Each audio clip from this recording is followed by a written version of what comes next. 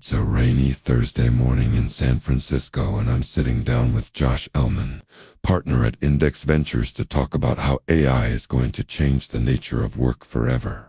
I want to start today by saying that I'm really excited about artificial intelligence.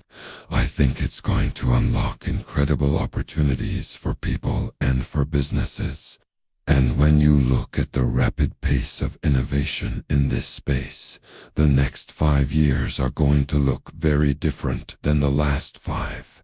However, as someone who spent my entire career building teams and leading organizations, I have some concerns about how we're going to navigate this transition and how we can harness the benefits of AI while mitigating the risks. So I've been talking to a number of different investors and operators to get their point of view on what they're seeing in the market and what they're doing about it. And today we're going to dive deep into one of those conversations. This is the first episode of a series called The Future of Work.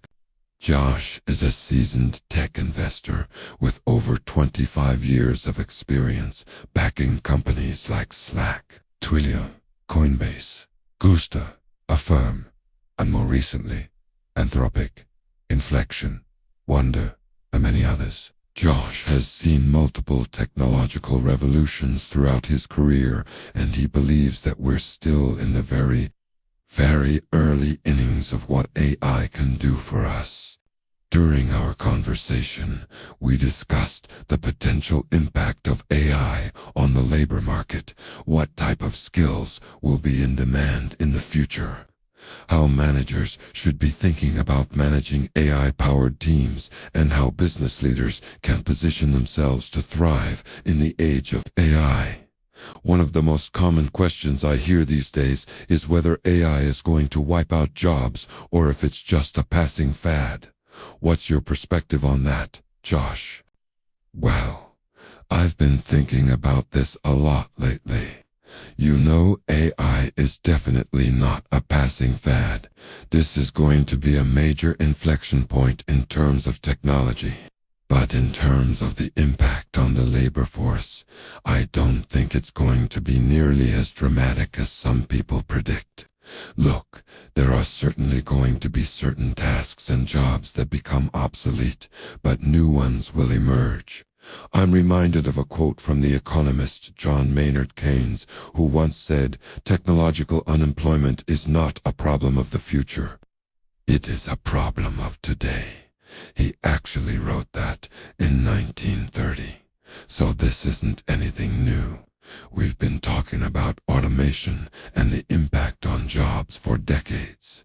Yet somehow we keep finding ourselves in a situation where there's more demand for labor than supply. So what's different about this time? Well, I would argue that the advent of general-purpose tools like large language models and other AI technologies gives us the opportunity to reimagine how work gets done. The key is to focus on the things that only humans can do, the uniquely human skills. That's what we need to focus on developing and leveraging. What does that mean exactly? Like, how do we define uniquely human skills? Well, broadly speaking, there are 3 categories that I think are going to be critical. First is creativity, the ability to come up with new ideas and concepts.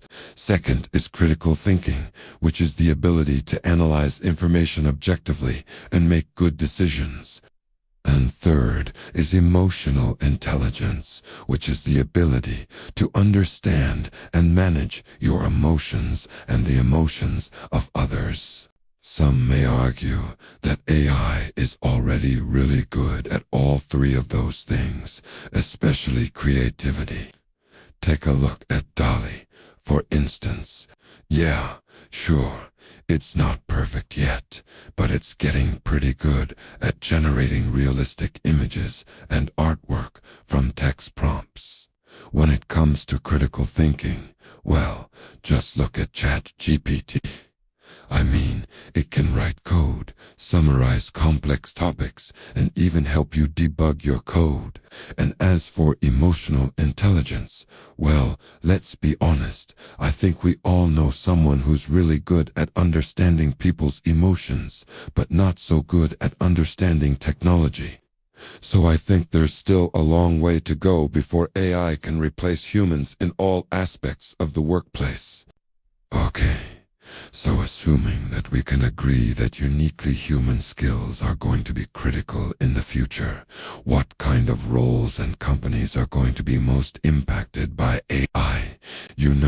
I think we're going to see the biggest impact in industries that deal with large amounts of unstructured data and text. Things like customer support, sales, marketing, recruiting, HR, legal, finance, and accounting. Basically, any role that involves working with documents, spreadsheets, or presentations is going to be impacted by AI. In fact, I think we're already seeing this play out in real time.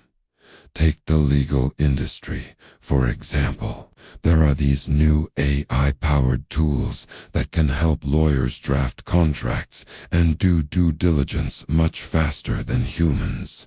The same is true for finance and accounting. There are AI tools that can help accountants audit financial statements and detect fraud much faster and more accurately than humans. And in customer support, we're seeing AI-powered chatbots that can handle basic customer inquiries much faster than humans. So what does this mean for workers in these industries? Well, I think the key is to learn how to use AI to augment your own abilities. For example, instead of trying to compete with AI-powered tools, why not use them to your advantage? In customer support, you could use an AI-powered chatbot to handle the low-level stuff so that you can focus on more complex issues that require human touch.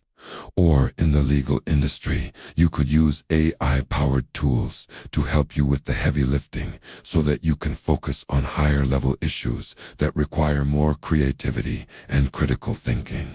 That sounds great in theory, but how do we ensure that workers are actually upskilling in these areas? This is a really important question. I think we all need to be doing more to help workers upskill.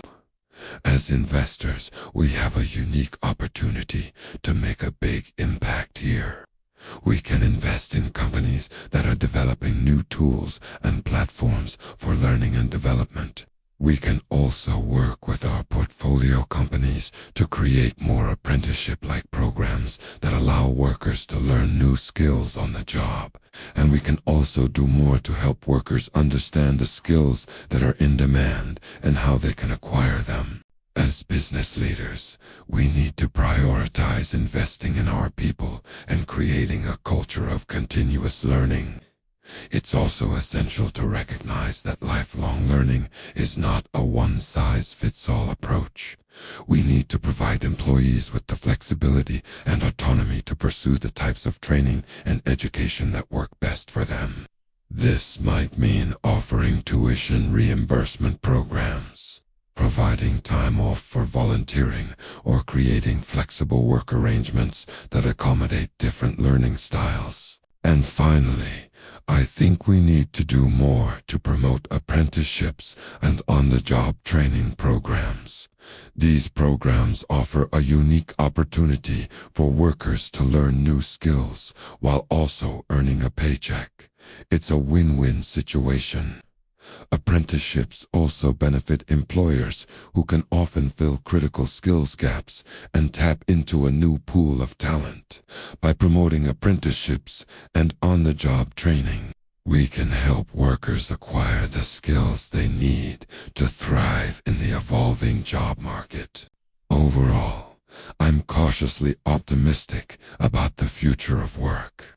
I believe that AI will create new opportunities and new jobs, but it's up to us to ensure that we're investing in the right skills and creating a culture of lifelong learning.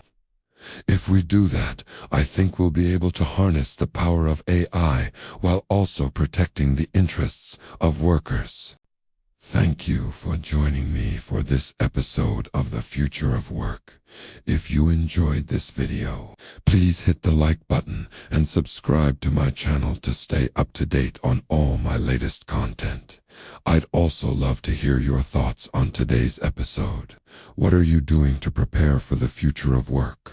Let me know in the comments below.